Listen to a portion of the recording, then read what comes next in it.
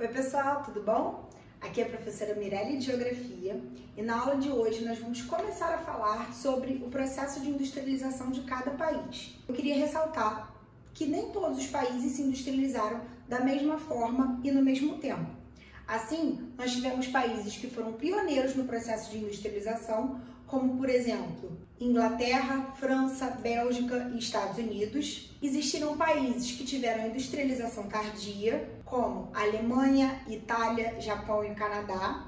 Existiram países que tiveram uma industrialização planificada, associadas a revoluções socialistas, como por exemplo a Rússia, que depois trouxe consigo, liderou a União das Repúblicas Socialistas Soviéticas, e a China. E tiveram países de industrialização recente. Inclusive, esses países não necessariamente se industrializaram pelas mesmas vias, pelas mesmas estratégias. Assim, a gente pode falar dos países latino-americanos, que grande parte teve seu processo de industrialização associado a um modelo chamado de substituição de importações, que nós vamos ver, e outros países, como os tigres asiáticos, que tiveram sua industrialização associada a um modelo chamado de plataforma de exportação. Então, como eu falei, nós vamos começar pela industrialização brasileira, para que posteriormente nós possamos fazer comparações entre modelos de industrialização e graus de desenvolvimento. Vamos lá! Na aula de hoje eu vou falar da estruturação e por que o Brasil se industrializou posteriormente a outras nações. Assim, como eu acabei de falar, o Brasil é um país de industrialização recente. Sabemos que se a gente for analisar o Brasil na divisão internacional do trabalho, no início do capitalismo mercantil, a gente vai ver que ele ocupa uma posição de agroexportador, dentro de uma lógica que a gente concebe como exclusivo metropolitano. Isso se deu porque o Brasil ele foi colônia de Portugal, como vocês já sabem. Portugal chegou ao Brasil em 1500 e até 1822 essa relação se estabeleceu, a partir da qual Portugal mandava manufaturas e escravos para o Brasil, enquanto o Brasil enviava produtos de origem primária, matéria-prima, para Portugal. E por que essa relação não favoreceu o processo de industrialização logo nos primórdios da sua ocorrência? Porque nessa posição, o Brasil ele só poderia comercializar exclusivamente com Portugal. Como eu acabei de falar, o seu papel produtivo estava ligado às atividades primárias da economia. E aí vocês devem estar se perguntando, então quer dizer que o Brasil não desenvolveu nenhum tipo de manufatura? É claro que desenvolveu, gente. Apesar da posição dele como exportador, ser de exportador de produtos primários, foi se desenvolvendo ao longo do tempo uma manufatura que era voltada principalmente para o mercado interno e também para a comercialização dos escravos, que envolvia a produção de charque, tabaco, melaço e cachaça. Essa manufatura, gente, ela vai ter um crescimento considerável a partir do ciclo da mineração do século XVIII, quando a gente vê um deslocamento do eixo econômico do Brasil, da região Nordeste, em direção à região Sudeste, ao redor das minas. E por que essa manufatura se desenvolveu? Por que ela cresceu nesse momento?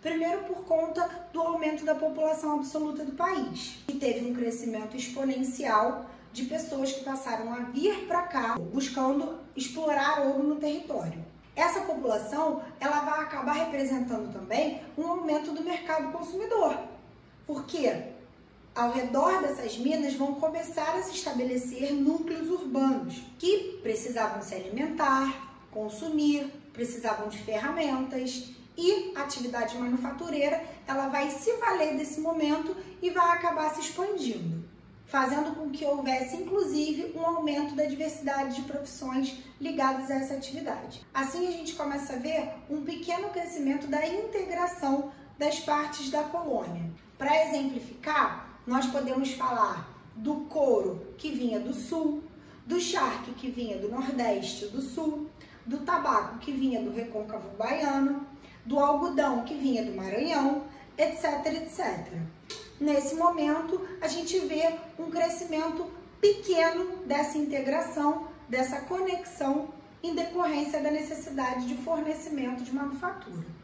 Só que a gente não pode esquecer que essa manufatura, ela não podia atrapalhar os negócios de Portugal.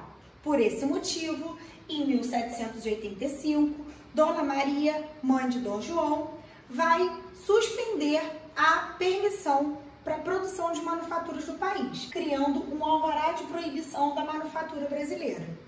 Esse alvará, então, ele vai ter como objetivo reduzir a competição entre a manufatura portuguesa e a manufatura brasileira e, como consequência, vai fazer com que o Brasil se coloque mais uma vez na posição de agroexportador, reduzindo, limitando o seu potencial como transformador de matéria-prima.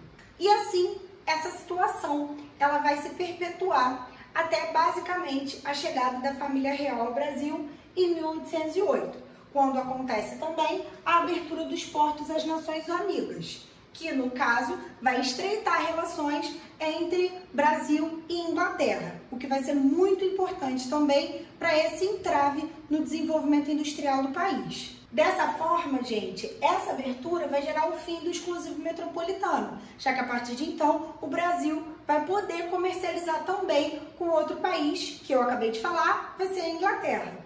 Então, em 1810, 2 anos depois, Dom João suspende esse alvará que vai proibir as manufaturas no Brasil. Isso parece ser positivo se a gente pensa no desenvolvimento econômico do país e no fato dele deixar de ser apenas um país agroexportador. E por que esse alvará vai ser revogado? Porque o objetivo era desenvolver a economia brasileira? Claro que não, né, gente? É porque junto com a coroa portuguesa tinha vindo uma elite de Portugal. Portanto, liberando a manufatura no país, era uma forma dessa elite ter acesso a esses produtos de forma mais barata e mais acessível. Só que nós não podemos esquecer que nesse período também foi assinado um tratado diplomático com a Inglaterra. O que isso vai significar? Que a partir de então, os produtos ingleses eles vão entrar no país por um preço mais baixo, mais reduzido, com tarifas alfandegárias mais em conta, o que vai fazer com que essas elites passem a não consumir o produto brasileiro, mas sim o produto inglês, porque além de tudo, a Inglaterra já era um país industrializado, então os produtos ingleses eram melhores, eram de melhor qualidade, além de tudo, pelo fato deles serem importados de uma potência, eles traziam status social. E em 1822, os laços políticos com Portugal passam a ser cortados e o Brasil passa a ser um país independente. Só que apesar da sua independência política, o Brasil ainda vai manter uma postura de colônia, se nós formos avaliar a perspectiva econômica. Porque a relação que tinha se estabelecido entre Portugal e o Brasil vai aparecer novamente com algumas mudanças muito sutis. Não era exclusivo o comércio, mas a partir do momento que os produtos ingleses entravam muito baratos no Brasil, isso fazia com que a economia brasileira estabelecesse uma dependência em relação aos produtos fornecidos pela Inglaterra. Portanto, o Brasil continuava como um produtor primário, um agroexportador, enquanto a Inglaterra mandava os seus produtos industrializados para cá.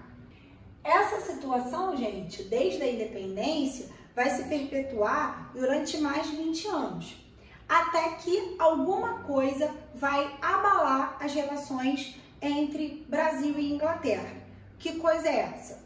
Uma tarifa chamada Tarifa Alves Branco, que foi feita pelo ministro da Fazenda, Alves Branco, a partir da qual a Inglaterra não pagaria mais só 15% de tarifa alfandegária, e sim ela passaria a pagar 30% pelos produtos que não existissem no Brasil e 60% pelos produtos que fossem similares aos produtos produzidos no território nacional.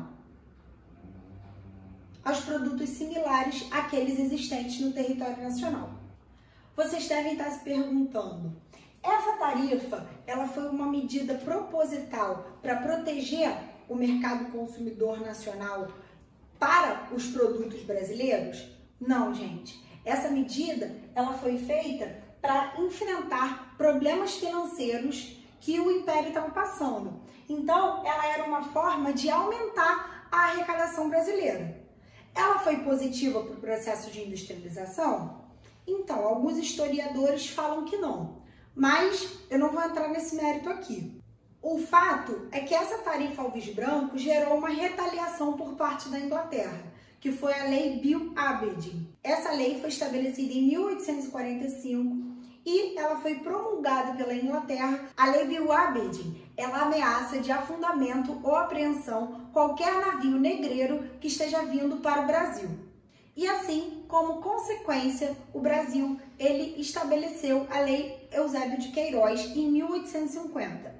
E por que essa Lei Eusébio de Queiroz ela foi importante? Porque decretando o fim do tráfico de escravos no Brasil, ela acaba acelerando a transição do trabalho escravo para o trabalho assalariado. O escravo, gente, ele não tinha poder de consumo, diferente da mão de obra assalariada.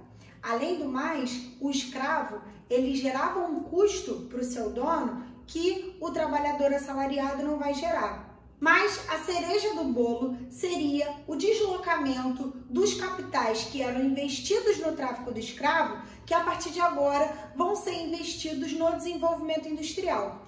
Assim, gente, a partir da segunda metade do século XIX, nós vemos um crescimento expressivo da economia cafeeira do Brasil, que vai ser extremamente importante para o desenvolvimento industrial a partir do momento que ela vai trazer uma série de elementos na infraestrutura do eixo Rio-São Paulo, inaugurando o que nós chamamos assim de Era Mauá. Então, nesse momento, ocorre a Era Mauá, que vai ser marcada como o primeiro surto de desenvolvimento industrial do Brasil.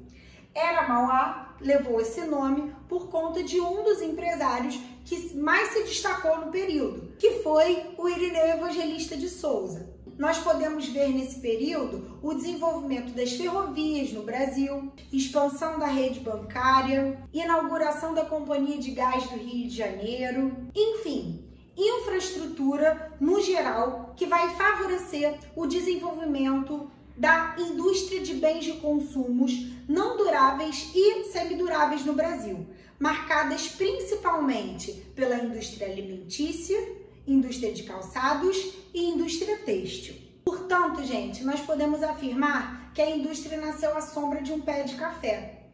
O que essa frase quer dizer? Que a economia do café acabou criando a acumulação primitiva de capital que permitiu posteriormente o desenvolvimento não só da infraestrutura, mas do processo industrial que ocorreu no território brasileiro.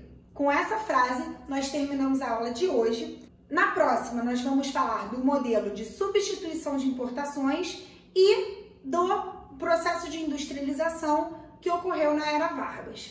Tá bem, pessoal? Então a gente se encontra lá. Espero que vocês tenham entendido tudo. Um super beijo. Fiquem bem.